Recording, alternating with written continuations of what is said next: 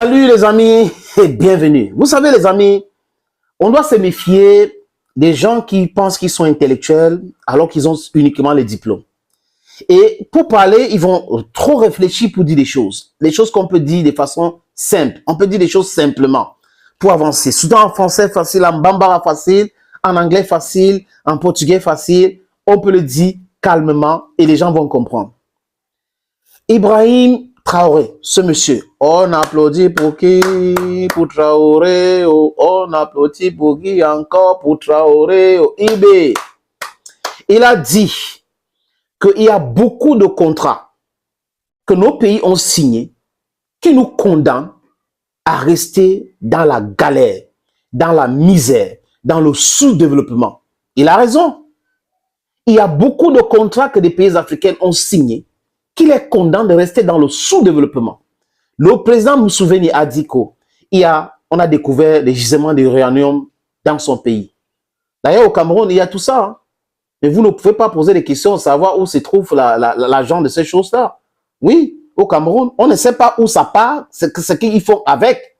C'est pour cette raison que vous voyez, on a momifié beaucoup de personnes au Cameroun aujourd'hui. Sur les réseaux sociaux, les gens n'arrivent pas à parler. Ils n'arrivent pas à dire des choses concrètes, dire des choses sérieuses. Ils vont s'attaquer à Eto'o. Vraiment la distraction de ceci. Eto'o a fait ceci. Donc on est au Cameroun en train de détruire les choses qu'on devait protéger. C'est comme ça qu'on est. Mais bon, les amis, on va avancer avec notre combat. Et je vous ai dit qu'il faut détecter les traîtres parmi nous pour les déconstruire. Parce que la plupart de ces traîtres-là sont des gens qui font tout ce qu'ils font là parce qu'ils veulent de l'argent. Ce sont les gens qui réfléchissent avec leur ventre. Et la majorité de la jeunesse africaine aujourd'hui ne doit pas réfléchir avec son ventre. Nous devons avancer pour le développement de notre pays, l'Afrique et nos micro-États. Oui, les amis. Et dès qu'on va finir avec les uns et les autres, nous allons venir régler le problème des autres là, qui pensent qu'on les a oubliés. On n'a pas oublié quelqu'un. C'est qu'il faut être concentré sur l'épicentre. C'est l'épicentre aujourd'hui. On veut régler le problème là-bas et ça aura les effets partout. Partout. Yes, it's going to have a ripple effect everywhere. That's what we are doing now, dear friends. Donc, quand Ibrahim Traoré dit qu'il y a des contrats qu'on a signés qui sont destinés à nous maintenir dans la galère absolue, on peut prendre ce qu'on appelle, je vais vous dire ça, on appelle ça l'imposition. Voilà. On parle de double imposition. Les amis, vous pensez que c'est normal qu'un Français qui travaille à Ouagadougou, au Burkina, paye ses impôts en France? Vous pensez que c'est normal qu'une entreprise française qui travaille, qui fait les affaires au Burkina Faso, paye ses impôts en France? Et c'est comme ça dans beaucoup de pays francophones. D'ailleurs, on n'a pas la maîtrise de notre monnaie. On a nos réserves dans la banque française, la banque centrale française, et on nous impose des choses sous-dites qu'ils ne peuvent pas accepter. Des Français qui travaillent dans les pays européens payent les impôts dans ce pays-là. Il n'est pas question d'aller payer en France. Mais dans les pays africains, on les impose cela. Et on a eu des enfants d'Afrique qui n'avaient pas maîtrisé ces choses-là ou qui avaient peur d'être assassinés, qui ont accepté. Mais aujourd'hui, with the rising demography, we cannot be afraid of that.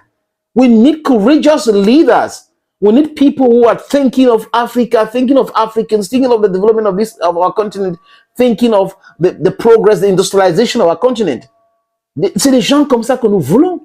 Et ensemble, on va vite arriver. J'ai parlé là de la convention fiscale de non-double imposition, signée en 65 au Burkina Faso, c'était en août, bien sûr moi, en 65.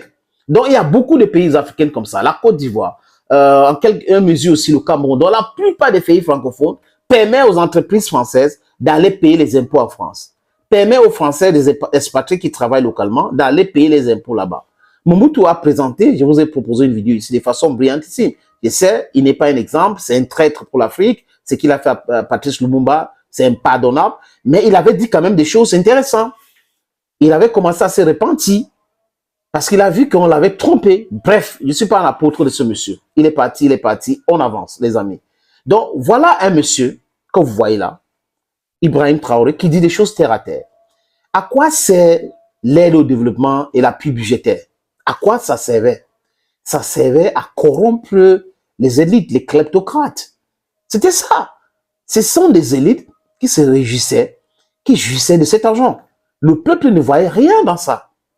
Mais aujourd'hui, si nous pouvons travailler et nous savons que non, si on travaille 100 000, voilà notre 100 000, on peut utiliser. L'information est très importante. L'information est très importante. IB, Assimi Goïta, le général Tiani, il faut informer vos peuples. C'est important. Doumbéya, en Guinée, l'information est importante. Vous devez vous ouvrir en disant nous avons gagné tel montant, nous avons fait telle chose. C'est important, c'est très important. Parce que le mutisme, c'est le travail de la mafia. Et nous ne voulons plus des gouvernantes mafiazo dans notre continent. Aujourd'hui, nous ne voulons plus de cela. Nous voulons la transparence. Regardez le Burkina Faso aujourd'hui.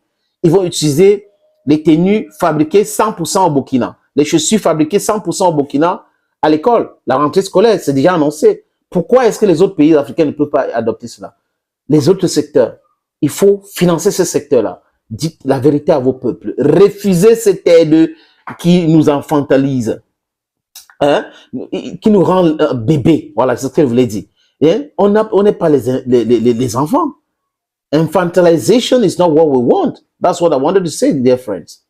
So we need to forge ahead, encourage people like this who are fighting for the total liberation of our continent, the total liberation of Africa. Parce que son combat, ce n'est pas le combat pour le Burkina Faso, c'est un combat d'éveil de conscience pour toute l'Afrique. Oui, nous devons nous libérer. Nous voulons les États-Unis d'Afrique. Et c'est possible in our lifetime. Thank you, friends. Bye bye for now.